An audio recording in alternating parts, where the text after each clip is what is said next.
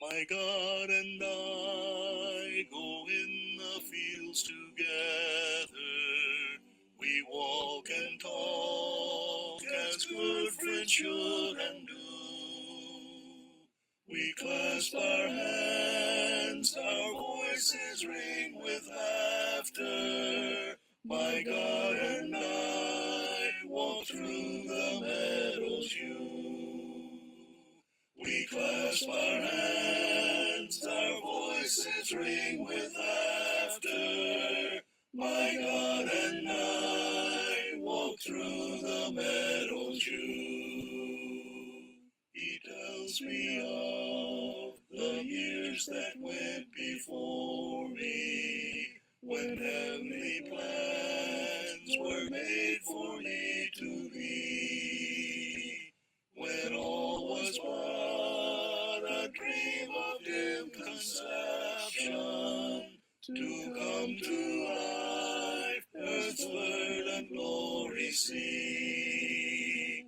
When all was but a dream of dim conception, to come to life, earth's verdant glory see. My God and I will go for ride together. We'll walk and talk as good friends should and do.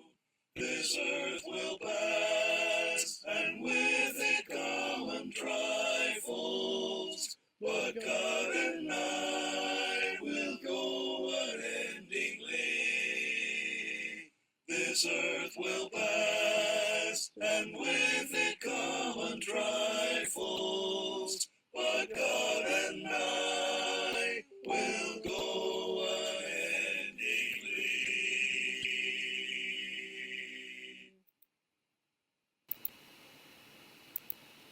Magandang gabi mga kapatid. Dapat sana kagabi po ang ating pag-aaral po sa Facebook. Pero ngayon na lang pong gabi, Thursday evening at saka po bukas ng gabi, Lord willing, magkakaroon po tayo ng pag-aaral sa Facebook. Nag-aalok po tayo na meron pa rin tayong pagkakato na makapaglingkod sa salita ng Diyos sa pamagitan po ng makabagong teknolohiya katulad po ng Facebook. Ito rin po yung pwede niyong natunghayan sa YouTube. Ang aming pong account, Angeles City Southside Church of Christ. Lahat po ng ating live videos na ginagawa sa Facebook, nandoon po lahat. Mula po noong 2001 yata, 2002 na po, magsimula nung 2020 pa, 2020 pa po, magsimula po ng pandemic. Hanggang po sa panahon na ito ay nagpatuloy po ang ating pag-aaral sa Facebook. Dahil nung pandemic, wala pong physical gathering. Bawal po yun eh. Binagbabawal ng pamahalaan. Dito po sa aming lugar, nakabarikada yung mga boundaries ng mga syudad, mga bayan, hindi ka makapaglakbay. So, imposible po na magkaroon ng pagsamba ng panahon na yon kahit gusto natin sumamba. Hindi naman po yung religious persecution na po. Ginagawa lang ng pamahalaan ng kanyang gawain na proteksyon ng mamamayan laban sa kumakalat na virus na yun, yung COVID virus. Na unfortunately, dito lang po sa amin sa Angeles City Southside Church of Christ ay 3 namatay dahil po sa sakit na yun. Tayo nagpapasalamat, tayo po nag-survive sa pandemic na yun. Akala po natin eh hindi na matatapos yung napakahirap na paraan ng pamumuhay sa panahon na yun. Nung nagsimula po tayo magkaroon ng pagkakataon bumili mula sa mga grocery, napakahabang pila. Minsan 3 o 4 na oras na kayo magpipila at limitado lamang ang may bibili. Pero at least natapos na po tayo. So binabati natin ang ating mga kakabsat na ibang garabi kada kay amin kakabsat at ang ating mga kaisonan. Mayong gabi sa inyong tanan mga kaisoon, sa ating mga katugangan. Diyos maraming nabanggi sa inyong kabos, sa ating mga kapatid, kaibigan sa Pangasinan, sa Masanto siya labi, at sa kayo namin. At dito po sa Maya Pabeng, kaya ko nga. Meron po isang bagong gawain ng nagsimula po dito sa tinata na veterans sa Quezon City. Ano po? Ito po ay sa pangunan ng kapatid na Juanito Escuadra. Brother Escuadra po ay kasalukuyang may karamdaman. Siya po ay may sakit sa bato. Ayon sa kanya, nawala po raw po, stage 5 na yata yung kanyang sakit. Pero minabuti pa rin niya na siya ay maglingkod sa Panginoon. At inaralan po niya kanyang mga anak dito sa may Quezon City. At yung dati niya mga anak na Kristiyano na po, na taga dito sa Metro Manila. At sila po yung nagkatipon doon sa bahay ng kanyang anak sa Veterans Village. Ano po. Tingnan po yung address, ano po, na dito yung address. Dinadala po niya. Dahil nagkasakit nga po siya, kaya minabuti niya na dito na siya magpagaling at magpagamot. Dito po sa sa Bagong Silang, Veterans Area 3, Quezon City. Ito yun po ang address ng panibagong gawain sa Panginoon sa panguna ni Brother Juanito Escuadra sa April 6. Meron pong schedule na unang gospel meeting doon sa bagong gawain na yun. At ang yung lingkod at si Brother Jun Bautista ang mga po sa gospel meeting na yun. Si Brother Archie Alarcon sana, pero palagi ko hindi siya maaari dahil galing pa siya sa Tuguegarao sa mga panahon na yun. So yun po ang ating binabalita, isang bagong gawain sa Veterans Village dito sa Bagong Silang, Veterans Area 3, Quezon City. Nagsimula na po silang magsamba. Nagsisimula sila alas 10 ng umaga hanggang alas 12 ng tanghali at alas 3 ng hapon kaya mga pagsamba. Kaya, dito po yung mga picture, kaya lang hindi ko lang po pwedeng ipadala sa inyo yung picture. Ito po kaya kita ko. So yun po ang bagong gawain sa may Quezon City.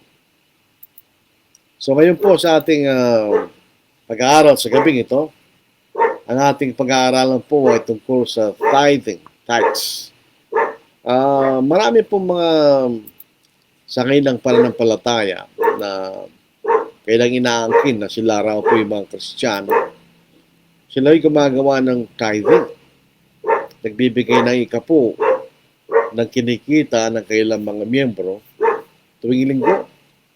So tithing, giving of 10% ng tinatangkilik ng isang tao, binibigay doon sa kanilang mga churches.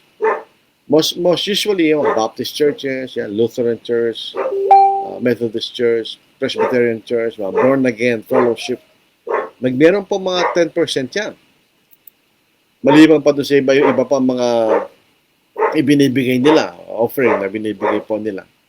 Kaya po ang ating tutunghayan sa gabing ito, yung po bang pagbibigay na ikapo ay ipinag-uutos pa rin sa mga Kristiyano sa panahon natin ngayon. Ito pa ay ipinag-uutos pa ba sa panahon natin ngayon? Yung sinasabing tithing. Alam nyo, yung mga naniniwala sa pagbibigay ng tithes, sila po ay mabibigla sa ating pag-aaralan sa gabing ito. Kaya nga po tayo po ay, kung may nakikinig po rito mga mangaral ng mga denominasyon, sinachallenge po namin kayo na patunayan ninyo na itong pagbibigay para ng ikapo sa panahon natin ngayon ay pinag-uutos pa rin sa mga tinatag ng mga Kristiyano. Pag sinabi natin Kristiyano, ang ibig sabihin, ayon sa Biblia, ito po ay mga alagad ni Kristo na sumusunod sa ating Panginoon. Unfortunately, yung mga nag-aangkin na sila yung mga Kristiyano, hindi sila Kristiyano sa kahulugan ng banal na salita. Kasi miyembro sila ng mga denominasyon eh. So, tithing. Number 1, anong ibig sabihin? What's the meaning of tithing? Giving of tithes. Pangalawang tanong, kanino tayo pinag-utos? At pangatlong tanong, anong layunin ng tithing o tithes? Yun po magandang bigyan natin ng pansin. Anong ibig sabihin ng giving of 10% of tithing? Kanino ito pinagutos? At ano ang layunin ng tithing? O ng pagbibigay po ng ikapu. Dito po sa Leviticus, mabigay po natin ng kahulugan ng tithing ayon po sa banal na kasulatan. Hindi po sa kahulugan ng mga ngaral na nagbibigay siya ng sarili nilang kahulugan. Hindi natin i-entertain yung gano'n. Kailangan ang ating paniwalaan lamang ay sinasabi ng Biblia. Huwag yung sinasabi ng pastor ninyo. Yung mga denominasyon, masyado silang natatakot sa mga pastor nila eh. Para bagang sila na yung Panginoon eh. Tandaan po na, isa lang po ang ating Panginoon. Yan ang ating Panginoong Jesucristo. Yan lamang ang dapat nating katakutan. Hindi yung mga ngaral. Bakit tayo takot sa tao lang yung mga yan? Kung mali ang tinuturo nila, huwag tayong matakot. Dito po sa Leviticus chapter 27 verse 30 hanggang verse 34. Tingnan ninyo, basahin natin. Lahat ng kasampung bahagi, yan ang tithing. Ng lupain, maging sa binhi ng lupain o sa bunga ng punong kahoy, ay sa Panginoon. Ito ay banal sa Panginoon. Kung ang isang tao ay tutubos ng alinman sa kanya'y kasampung bahagi, idagdag niya roon ang ikalimang bahagi niyo. Ang lahat ng kasampung bahagi sa bakahan o sa kawan, lahat ng kasampung bahagi na dumaan sa ilalim ng tungkod ng pastol ay banal sa Panginoon. Huwag niyang sisiyasatin kung mabuti o masama, ni huwag niya itong papalitan. At kung palitan niya ito, magkapwa maging banal ito at ang ipinalit ay hindi na maaaring tubusin. Yun ang tithes. Yan ang sinasabi ng Biblia tungkol sa pagbibigay ng ikapu. Pasinin natin, ito'y ikapu ng binhi sa lupain. Kung ating i-apply sa kasalukuyang panahon, kung ikay nagtatanim ng palay, ibig sabihin, 10% ng iyong magiging harvest ay bibigay mo sa Panginoon. Pangalawa, sinasabi dito, buwalang punong kahoy, pati po yung ikasapong bahagi sa bakahan o sa kawa. Kung ikaw naman naghahayupan, ikasampung bahagi ng iyong hayop ay bibigay mo sa Panginoon. Yun ang sinasabi dito sa Biblia, yung pagbibigay ng kasampung bahagi. Kung nag-decide ka na itong mga hayop na ito bibigay mo sa Panginoon, ikasampung bahagi ng iyong baka ay bibigay mo sa Panginoon, hindi mo na pwedeng palitan yun. Mag-change mind ka, magbibigay ka pa ng karagdagang limang percent ng iyong ibibigay. So, yun ang sinasabi kung ano ang pinasya mo ibigay sa Panginoon. Yun ay magiging banal sa Panginoon. Ibig sabihin noon, ito'y magagamitin lamang sa paglilingkod sa Panginoon. So, yun po ating mababasa sa pagbibigay po ng tithes sa Biblia. Dito sa Leviticus chapter 27, 30 to 33.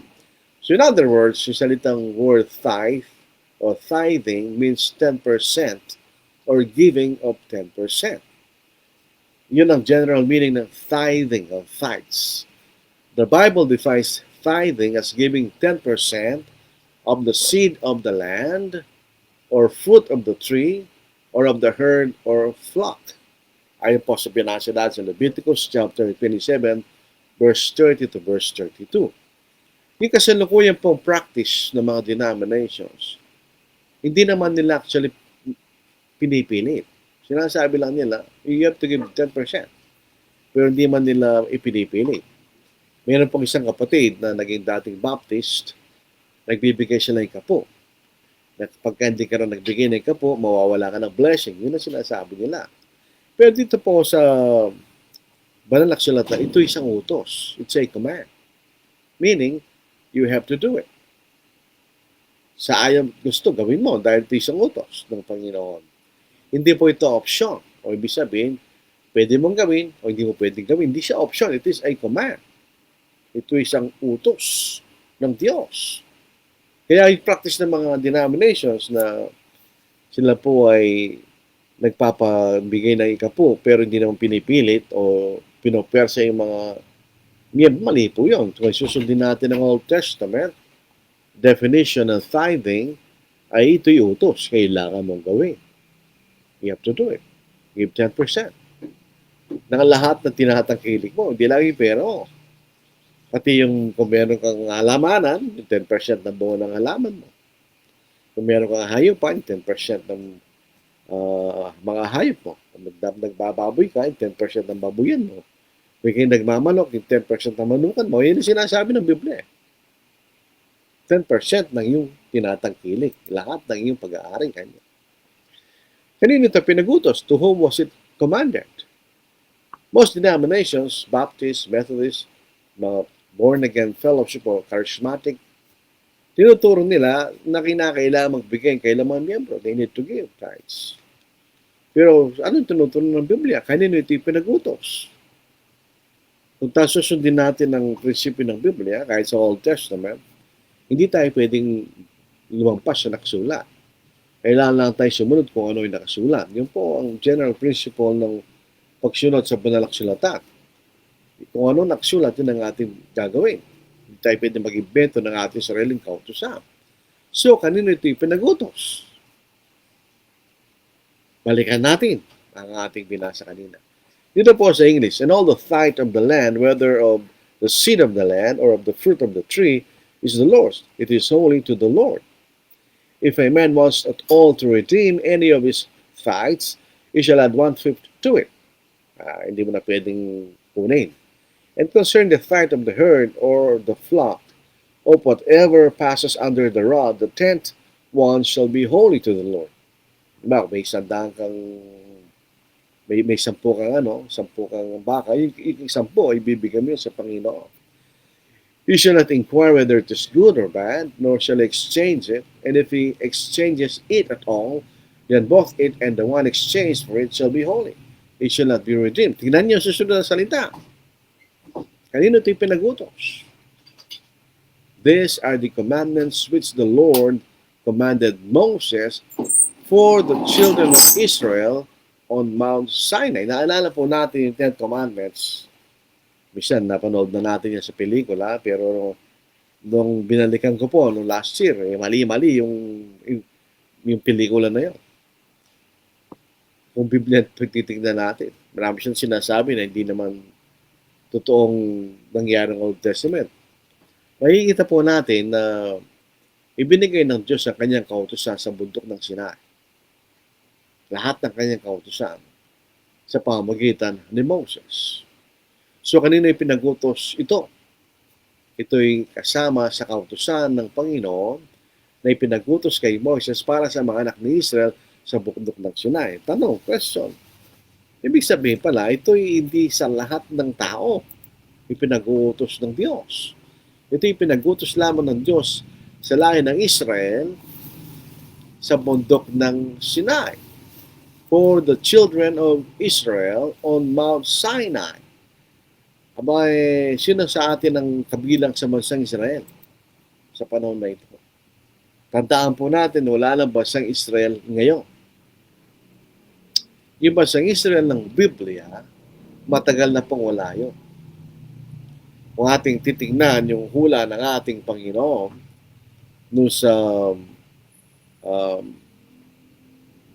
Matthew chapter 24, yung templo sa Jerusalem ay nasunog at nasira noong AD 70. At so sa templo ay nandoon at napapanood ang lahat ng salinlay ng mga anak ni Israel. Doon napapatunayan na sila'y kabilang sa 12 tribo ng bansang Israel. Lahat na nasunog.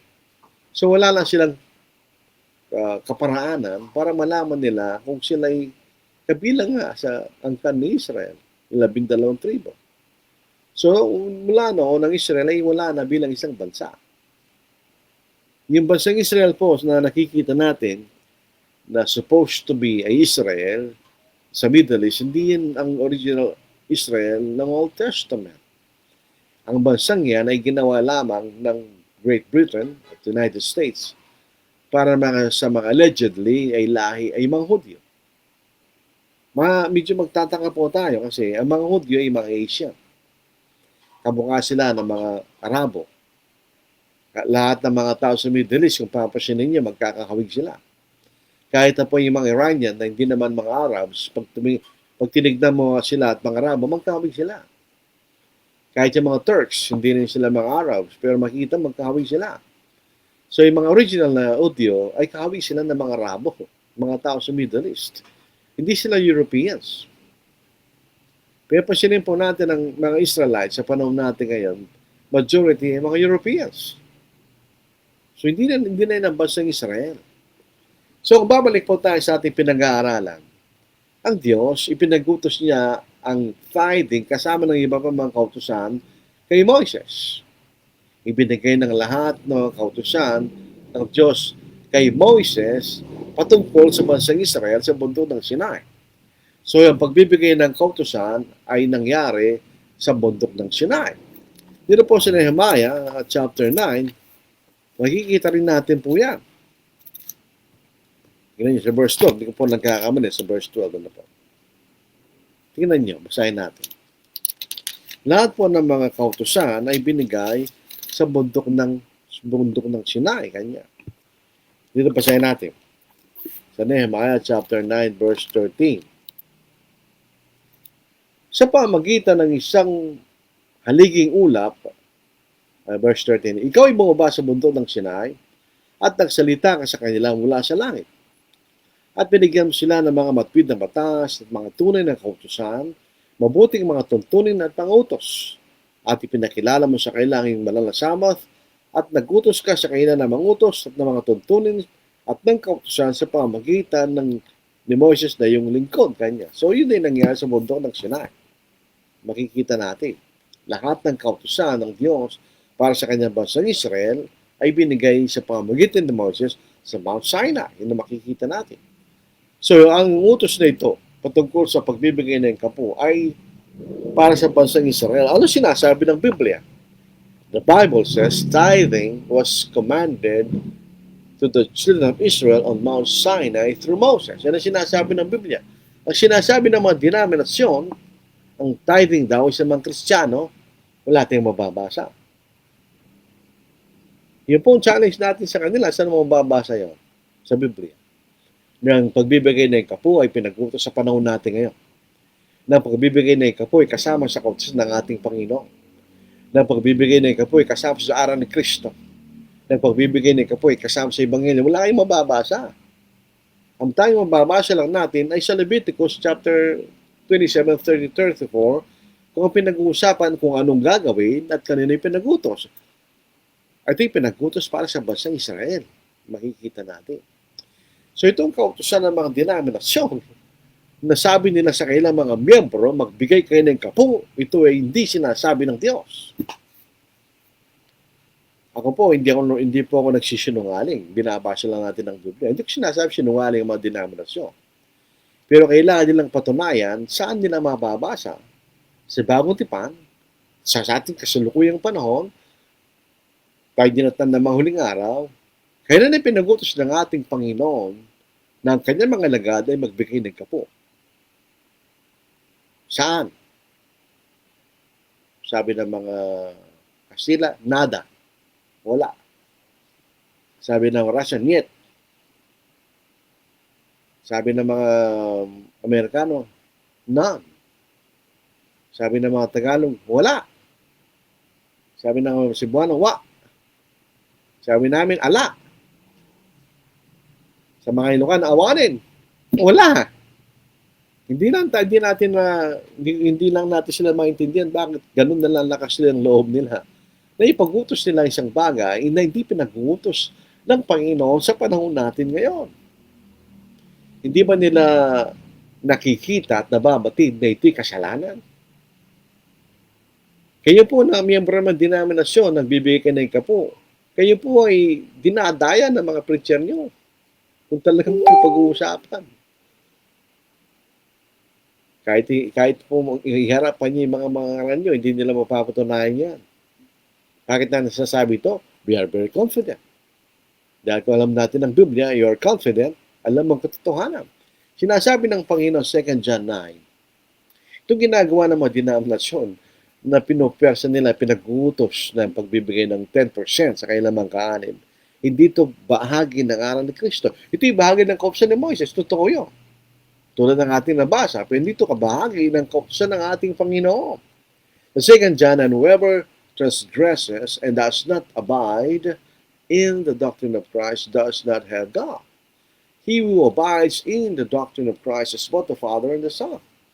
Kung lumalampas ka, di ka nanatili sa ni Kristo, katulad ng pagbibigay ng kapos sa panahon natin ngayon, bay tayo nagkakasala. Sa 1 Corinthians chapter 4, verse 6, hindi tayo pwedeng lumampas sa nakasulat. Tayo pinapapailalim sa kautusan ni Kristo. Hindi sa kautusan ni Moises. Maliwanag po yan sa 1 Corinthians chapter 9, verse 21. Ito ang ating mababasa. Ito, basahin po natin. Dumikit po aking Biblia. Ito po, 9:21. Basahin natin. Babasahin lang po natin.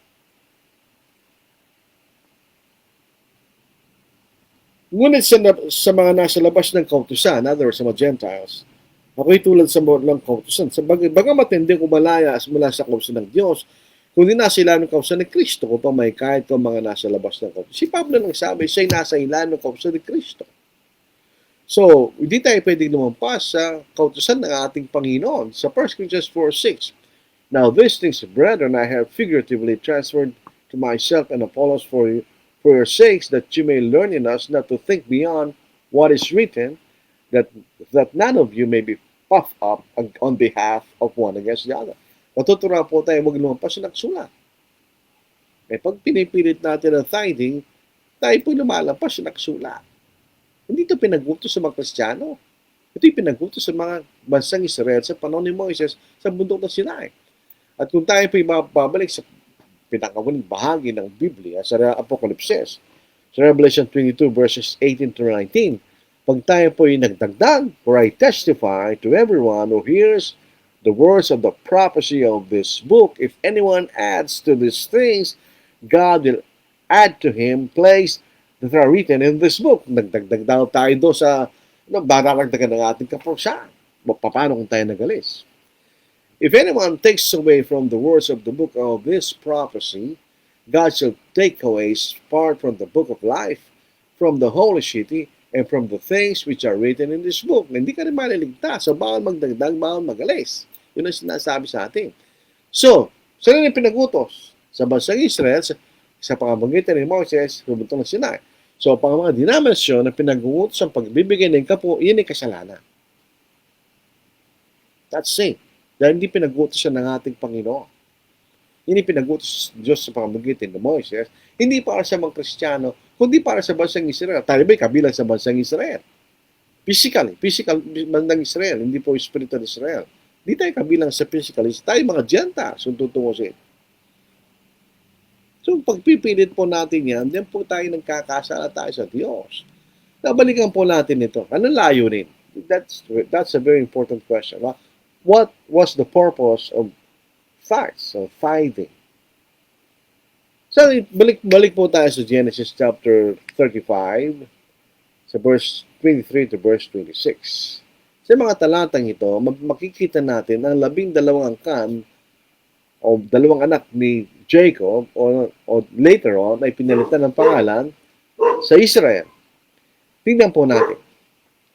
Sa kanyang paboritong asawa na si Rachel, siya may 2 anak, si Joseph at si Benjamin. Pasinin natin si Joseph ay paborito niya. Tandaan natin yan. Pagkatapos sa kanyang unang asawa, si Leah, si Reuben, si Simeon, Levi, Judah, Issachar. Yun ang kanya naging mga anak. Doon sa kanilang mga ibinigay ng kanya-kanya mga lipin, si Dan, Naphtali, Gad, Asher, Zebulun. Yun ang 12 kan, 2 anak ni Jacob. Pasinin natin yun. At alaman po natin ng kasaysayan, nung nagkaroon po ng taggutom sa lupain ng Canaan, sila'y nakarating sa lupain ng Egypto. Sa isang mahabang kasaysayan. Dahil si Jose ay nandun na. Pinagbili ng kanyang magkapatid at nakaabot sa lupain ng Egypto. Dahil ang Diyos ay kasama niya, siya naging pangalawang makapangyarihan sa lupain ng Egypto. Siya namamahala sa distribution ng pagkain. Nung makilala ng Parao ng kanyang pamilya, pinayagan siyang tumira doon. So, yun ang naging 12 anak ni Israel. So, 12 lang po yan na po. Pero, dahil si Jose, paborito niya. Nung malapit na siyang mamatay, tinawag niya si Joseph. Sa Genesis chapter 48, verse 5 to 6. And now your two sons, Ephraim and Manasseh, who were born to you in the land of Egypt before I came to you in Egypt, are mine. So in other words, si Jose ay naging dalawang tribo. Naging tribo ni Ephraim at Manasseh. Hindi sila tinuturing na apo ni Jacob, kundi kanyang mga anak. As Reuben and Simeon, they shall be mine. So, katulad ng Reuben at Simeon na kanyang mga anak, itong si Ephraim at Manasseh, na bagamat ay kanyang mga apo, ay kanyang mga anak kanya. Your offspring whom you beget after them shall be yours. They will be called by the name of their brothers in their inheritance. So, yung mga ibang mga anak ni Jose, sila po ay magiging bahagi ni Ephraim at Manasseh. Siya kailang mamanahin kanya. So, naging dalawa yung naging double tribe si Jose, actually. So, imbes na Jose, naging dalawa. Si Joseph ay naging dalawang tribo. Si Ephraim at si Manasseh. So, instead of one tribe, Joseph became two tribes. Si Ephraim and Manasseh. So, ngayon, si Joseph ay naging si Ephraim at si Manasseh. Kaya nga, pagtitingnan po natin ang pagkahati ng mga tribo nung sila ay makarating sa lupain ng Canaan, wala tayong makababasang Jose. Ang mababasa natin Ephraim at Manasseh.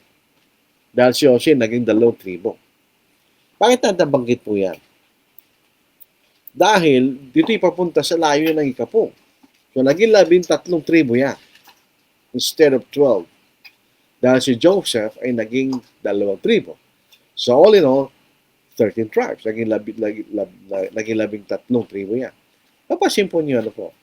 Hindi natin alam kung yan ay nagkataon lang o hindi. Ang Panginoon ay may 12 apostol. Namatay po si Judas Iscariot, pinilitan siya ni Matthias. So, naging 12 pa rin. Later on, nalagdag si Apostle Paul. So, ilan ang apostol? 13. Ilan ang mga tribo? 13 rin. Coincidence? I don't know. Kaya kung titiran nyo, ang 12, ito ay bilang ng bayan ng Diyos. Pero actually, ito yung 13. Naging 13 tribo. Nang si Joshua, pagkamatay po ni Moses, dahil hindi siya pinayagang makapasok sa lupang ipinangako dahil sa pagkakasala niya sa tubig, na imbes na kausapin niya, pinukpok niya yung bato, hindi siya pinayagan ng Diyos na makapasok sa lupain ng Canaan. Pinakita lang niya, pwede siya nakapasok. Si Joshua ang nanguna sa bansang Israel na makarating sa lupain ng Canaan at kanilang kamkamin yung lugar na yun. Ayon po sa sinabi ng Diyos.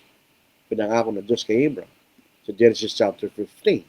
So nakuha nila lahat ng lupain sa lupain ng Canaan. At ang lahat ng tribo ay tumanggap ng kailang manang lupain maliban lang sa tribo ni Levi. Diyan na yan papasok. Makita natin. Kayo mga miyembro ng denominasyon, kayo mga miyembro ng born again fellowship na yan, tinuturo ba sa inyo ito ng inyong mga ngaral? Ang talagang layo ng pagbibigay ng kapo ng bansang Israel? Sa aking pagkaalam, yung tithes nabibigay sa mga pastor ng denominasyon. Kaya talagang very para bagang talagang pinag-utos nila yan eh. Ngayon, ano yung naging mana ng tribo ni Levi? What was their inheritance? Wala silang lupain eh. Ito ngayon ang babasahin natin. Sa Numbers chapter 18 verse 21 hanggang verse 24, kayo na nagbibigay, tumatanggap ng ikapo. Kayo mga mangaral ng mga denominasyon, tumatanggap kayo ng ikapo. Kayo ba'y kabilang sa lahi ni Levi? Tinatanong ko lang, kayo ba'y kabilang sa lahi ni Levi? Sapagkat hindi kayo kabilang sa lahi ni Levi, huwag kayo tamanggap ng ikapo at magkakasala kayo sa Diyos.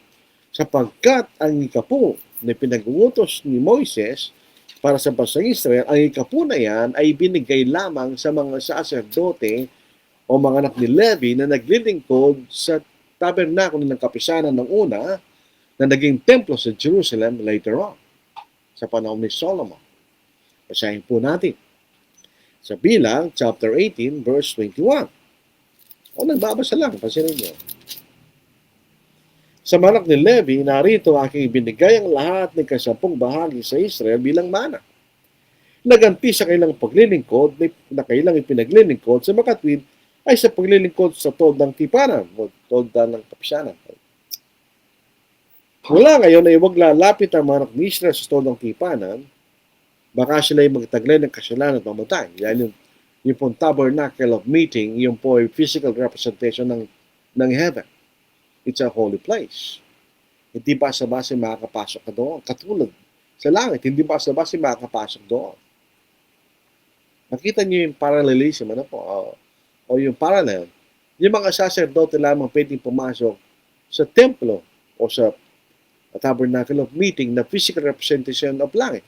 Mga Kristiyano lamang na mga sacerdote ang maaaring makapasok sa langit. Tingnan niyo ang pagkakapareho. Patuloy po natin. Baka tayo maligaw. Ngunit gagawin ng mga Levita ang paglilingkod sa todang tipanan at kailang papasanin ng kailang kasamaan. Ito'y magiging tuntunin magpakainanman sa buong panahon ng iyong mga salinlahi. Ito'y sa lahi ng Israel ang pinag-uusapan. At sa gitna ng mga anak ng Israel, hindi silang magkakaroon ng mana. Wala silang manang lupain. Sapagkat ay kapo ng mga anak ni Israel na kailang ihaandog bilang handog sa Panginoon ay aking ibinigay sa mga Levita bilang mana. Kaya aking sinabi sa kanila sa gitna ng mga anak ni Israel ay hindi sila magkakaroon ng mana. So in other words, kaya po yung 10% na ipinagutos sa bansang Israel, ito yung binibigay sa mga Levita.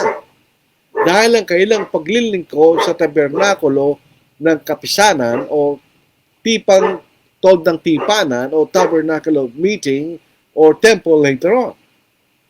Dahil ang tabernacle of meeting ay nung sila naglalakbay, palipat-lipat po yun. The tabernacle of meeting goes from place to place. So, kailangan nandoon yung mga Levita. Dahil doon sila naglilingkod. The Levites serve with the tabernacle of meeting. So, hindi sila pwede magkaroon ng lupa. Wala silang manang lupa. The Levites didn't have land inheritance. Their inheritance was the tithes of Israel. Yun ang mababasa natin sa binasa natin kanina. Ito binigay lamang sa bansang Israel. Dahil makikita natin, yung mga Levita, sila lamang ang maaaring pumasok sa templo o sa tabernacle of meeting, although the Levites. Lalo na po yung mga anak ni Aaron. Sila yung mga sacerdote. At yung mga hindi anak ni Aaron, sila yung mga Levita na nagtumutulong sa mga sacerdote. Ang kailang paglilingkod ay sa tabernacle of meeting. The priests and the Levites served in the tabernacle of meeting. They didn't have inheritance, land inheritance. Their inheritance was the tithes of Israel. So, pasinin nyo, ganun ang mababasa natin. Kaya saan ngayon natin mababasa under the present dispensation, under the law of Christ, that Christians are commanded to give tithes? We cannot read anything about tithing in the New Testament. So, hindi natin pwedeng ipag-utos siya. Ang pagbibigay, giving in the New Testament, is not necessarily giving of 10%. Dito sa 1 Corinthians chapter 16, verse 1 and 2, ito po ating mababasa. Walang percentage. There is no specific percentage. It is giving proportionate to our blessing. The more blessing, the more giving. No specific percentage. Walang sinabing gano'n. Just basahin natin. Although, siyempre, kailangan nga, proportional ang ating pagbibigay sa ating biyaya. Basahin natin. Sa 1 Corinthians chapter 16, verse 1 and 2, now concerning the collection for the saints, as I have given orders to the church of Galatia, so you must do also. So this is a command. It is not an option.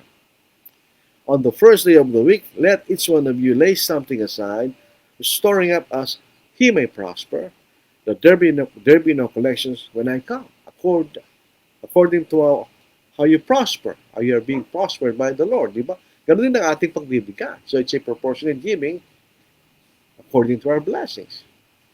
So there is the specific percentage. So tithing is not commanded in the New Testament. Although it doesn't mean that you should give less than 10%. It's according to our blessing, proportionate to our blessing. It is a more difficult form of giving. Kailangan mong pag-isipan.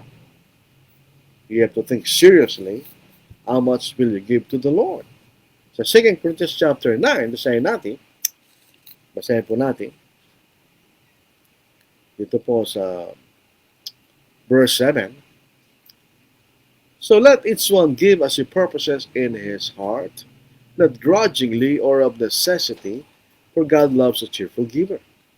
How? Let each one give as he purposes in his heart. So it's our giving is a matter of faith. Pinag-iisipan natin yan. Something that we think seriously. Something that we need to pray about to the Lord. How much we should give to the Lord. So, giving in the New Testament is a more difficult form of giving. Sa Old Testament, meron silang maraming different kind of offerings and also 10%. So, hindi ka na nag-iisip. Pero sa New Testament, kailangan mo mag-isip kung magkano ang bibigay mo sa Panginoon. Kaya mas mahirap sa pagbibigay sa panahon natin ngayon. The way I say it, as you progress in your faith, and so is your giving. And so is your service to the Lord. It progresses as your faith progresses. As you understand more and more about the faith in Christ, the more we progress in our service and in our giving to the Lord. Yun ang makikita natin dyan. Our giving is proportionate to the growth of our faith. Kung abang naintindihan natin ng ating pananampalataya, we improve in our giving. As we understand more and more our faith in Christ, the revelation of our faith in Christ in the New Testament, the more we progress in our giving. So it's a more difficult kind of giving than in the Old Testament. Kung titignan natin, mas mahirap ngayon. Sabi nila, mas mahirap sa Old Testament. Hindi mahirap sa Old Testament. Mas mahirap ngayon sa Bagong Tipan. So, in summary, makikita natin, tithe or tithing was commanded in the Old Testament for the tribe of Levi, for the priest and the Levites in their service in the tabernacle of meeting, later in the temple, because they did not receive land inheritance. In lieu of that land inheritance, God gave them the tithes of the whole Israel. Yung makita natin. Yun ang kailang mana. Bakit yun? So why do denominations require tithing today? We do not read of any verse in the New Testament that the Lord requires Christians to give 10%. O kung gusto mo mabigay ng 10% as your form of giving, walang problema yan. But it cannot be required. The Christians should give 10% of their earnings. Hindi na sinasabi. Hindi na read that in the New Testament.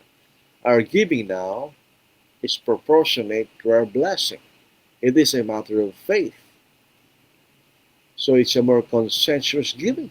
Kaya mo mag-isip, you have to think, you have to pray about how much you should give to the Lord. How much you spend for your own pleasures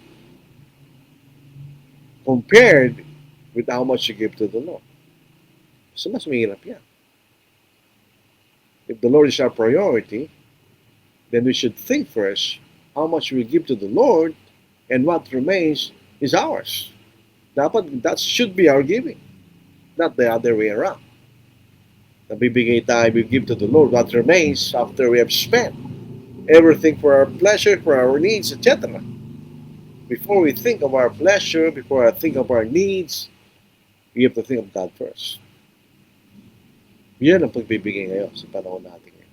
That's the way we should give to the Lord in the New Testament. So sa Old Testament, yun ang makikita natin. So ito yung pinagutos lamang sa mga Israel. We do not belong to the people of Israel, the physical people of Israel. The physical people of Israel no longer exist. They cease to exist. After the temple in Jerusalem was destroyed in AD 70, the nation of Israel disappear. Wala nang Israel noon. It exists as a nation of God. The nation of God is His kingdom, the church. Yun ang makikita natin. Sa Matthew 21 verse 43 na sinasabi, the kingdom shall be given to another nation bearing the fruits of it. So yun makikita natin sa panahon natin yan. So bilang panghuli, maikli lang po ang ating pag-aaral ito. Tithing was commanded to Israel, not to Christians. It is a part of the law of Moses, not the law of Christ. As what Paul said in 1 Corinthians 9:21, he is under the law of Christ. That is the law of God at the present time, the law of Christ. It was the inheritance of the tribe of Levi for their work in the tabernacle of meeting. Their tribe did not receive any land inheritance. Kaya makikita niyo sa mga mapa na pinag-iwa-hiwala yung mga tribo at binigay kanilang lupain, wala kang mababasang Levi na tumanggap ng kanilang lupain. They did not receive any land inheritance. So it is sinful for any preacher or church to command their members to give tithes, for they do not have authority from Christ. Christ doesn't authorize us to give 10%. There is another law of our giving, as we have read. It is a proportionate giving. Our giving is proportionate to our blessing. The more blessing we give, the more blessing we have, the more giving we should give, the more we should give to the Lord. It is a sacrificial giving. Mapapansinin natin. Giving is a sacrifice to the Lord.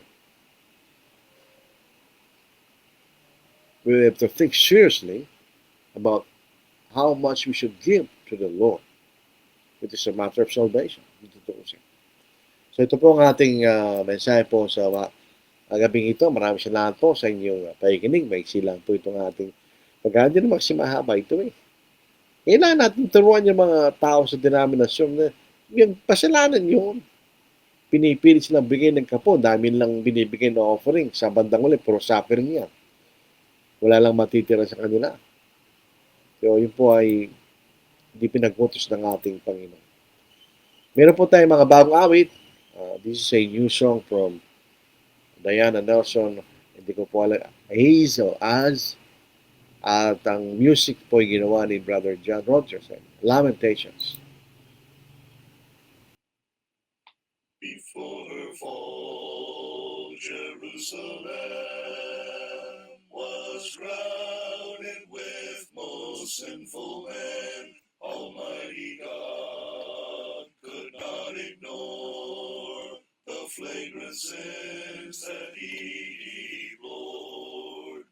The people groaned and searched for bread, but did not think to turn their heads and follow Jeremiah's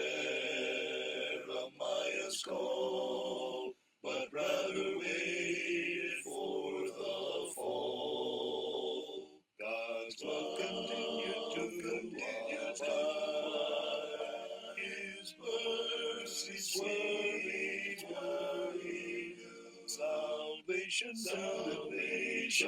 we supply, and blessings they accrue.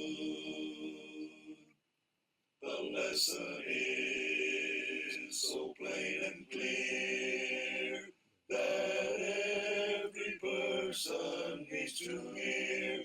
Calamities could soon assail, and lamentations could prevail.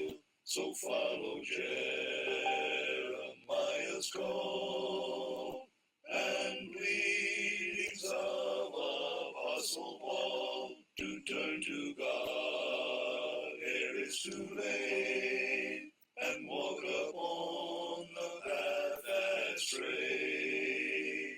God's love continues to abide. His mercies are renewed.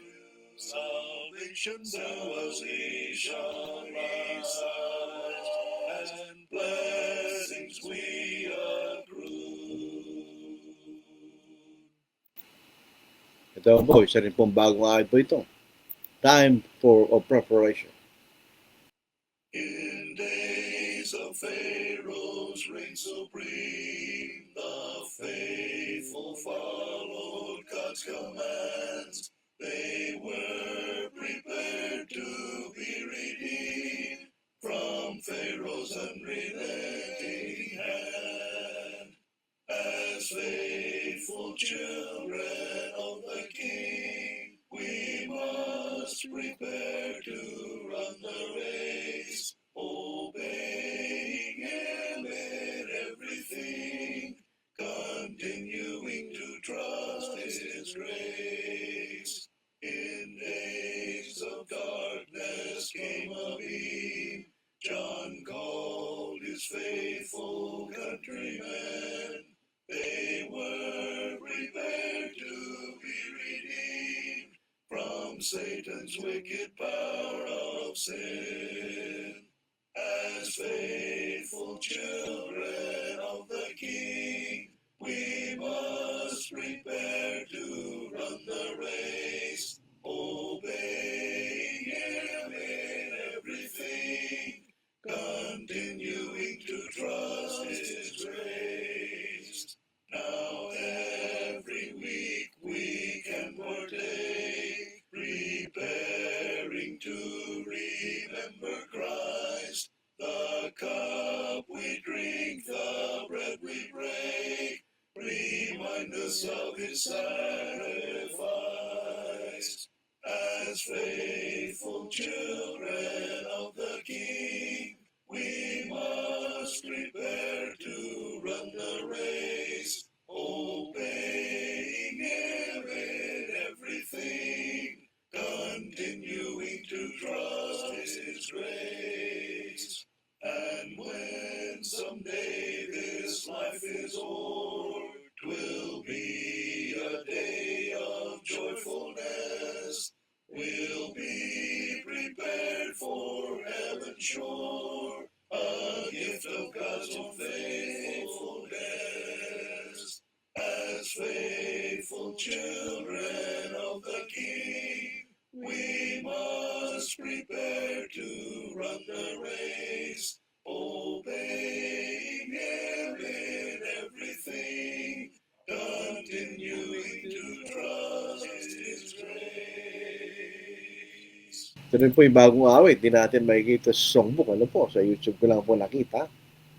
Ayun po, Lamentations at saka Time of Preparation.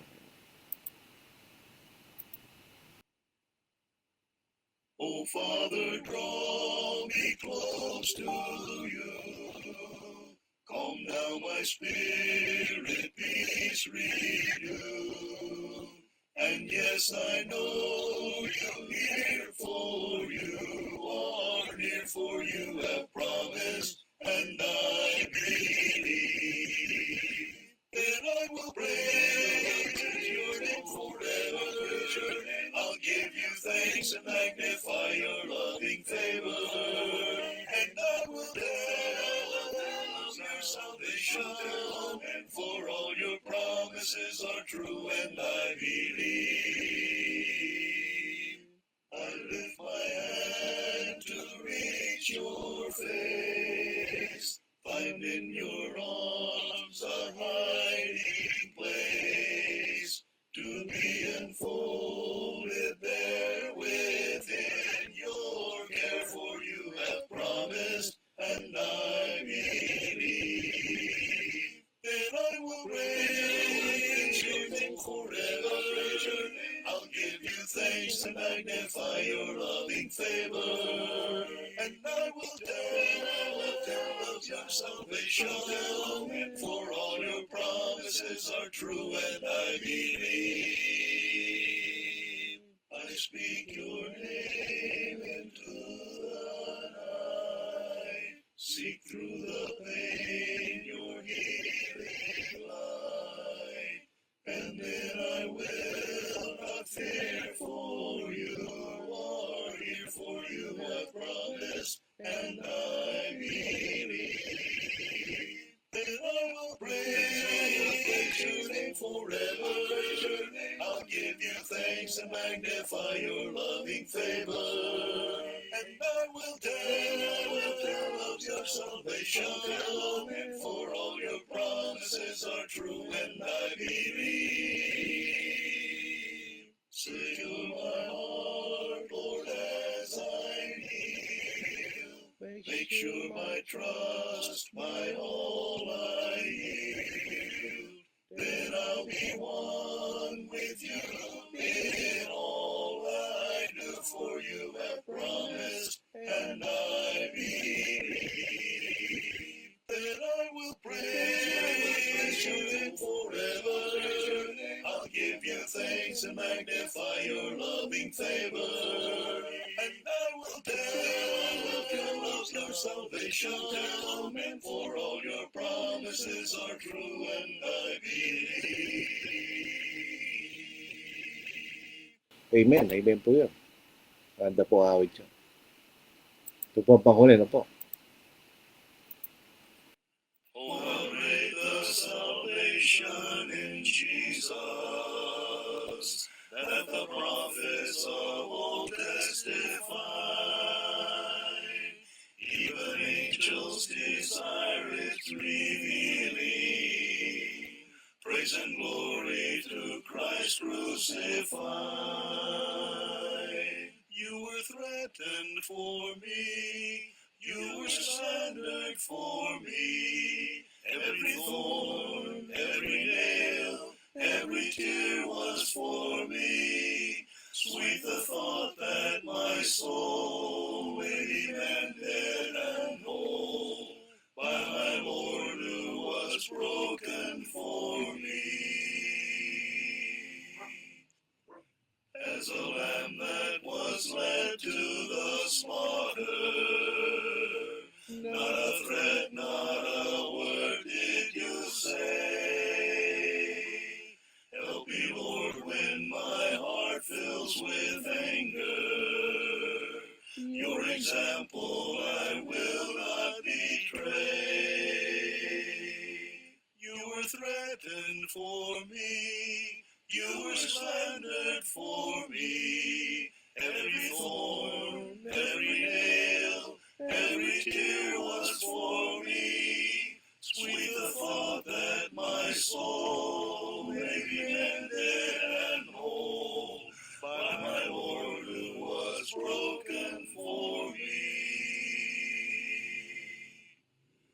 I've been saved by your word that is living, to a love that is fervently pure. Precious blood from your cross brings redemption,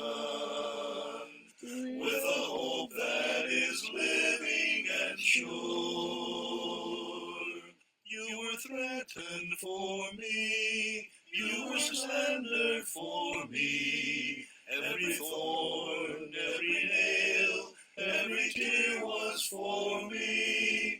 Sweet the thought that my soul may be mended and whole by my Lord who was broken for me.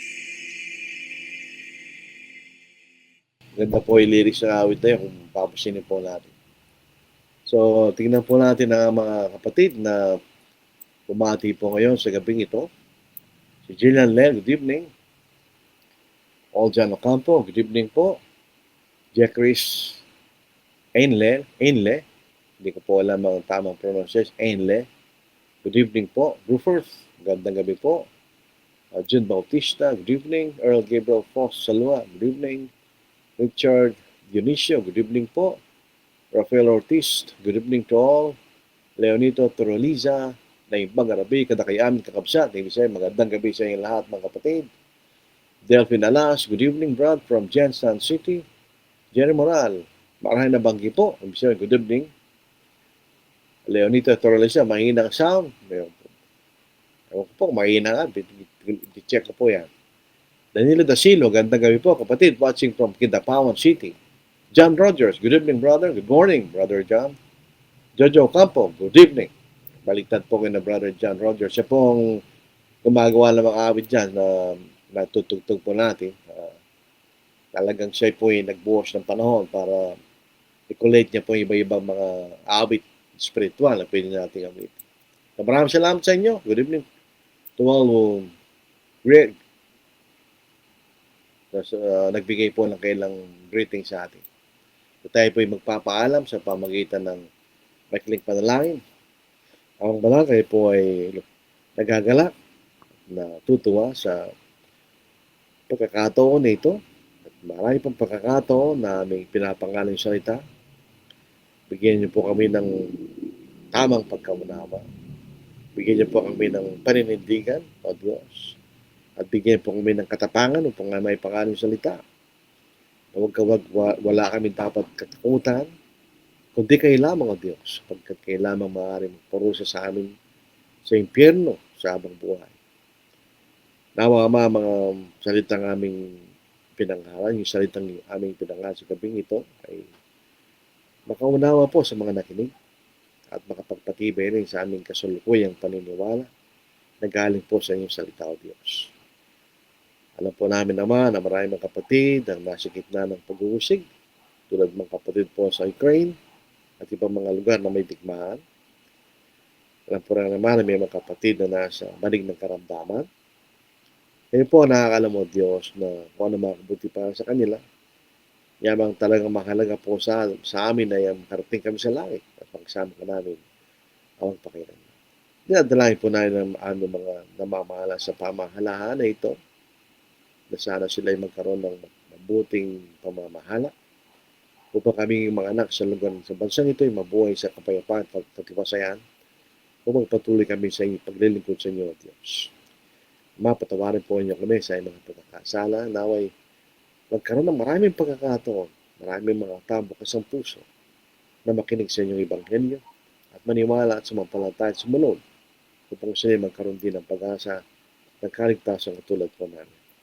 At ang mga bahay ito ay manginig, nakin ng pangalan ng ngayon po sa Kristo. Amen. Maraming salamat po. Thank you very much. God bless. Take care. Hanggang sa susunod. So,